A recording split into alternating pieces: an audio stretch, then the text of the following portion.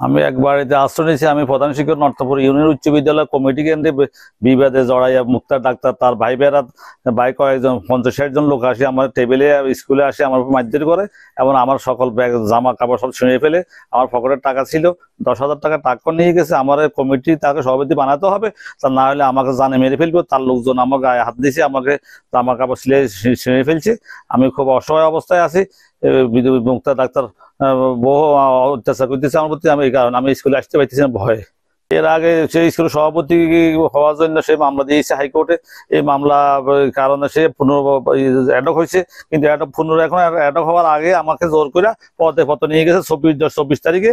তার সন্ত্রাসী আসে জোর করে আমার থেকে সাদা কাগজ সাক্ষ্য নিয়ে পদে পাত্র করে ফেলছে। এখন তার ভয়ে আমি বিদ্যালয়ে আসতে পারতেছি না। তার গুন্ডা বাহিনী সবসময় থাকে, তার ভাই একরাম, তারপরে খোকনাজি, খানপুরের আরো শাহিন নেতা, এটা সহ অনেক অনেক লোক, তার লোকজন আছে, বাস সেক্রেটারি, বাস মেম্বার সহ এলাকার টাকা দিয়ে আমার উপর অত্যাচার করে। আমি তাদের ভয়ে বিদ্যালয়ে আসতে পারতেছি না। বিদ্যালয়ে খুব অসহায় অবস্থাতে আমি দিনাতিবাদ করতেছি।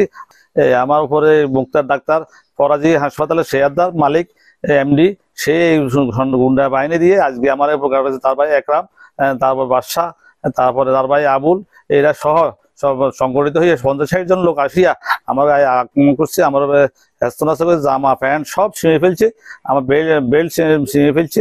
তারপরে সে আমার চাকরি করতে দিবে না, জেনে আমার জানে মেরে ফেলবে, এটা হুমকি দিয়েছে মুক্তার ডাক্তার।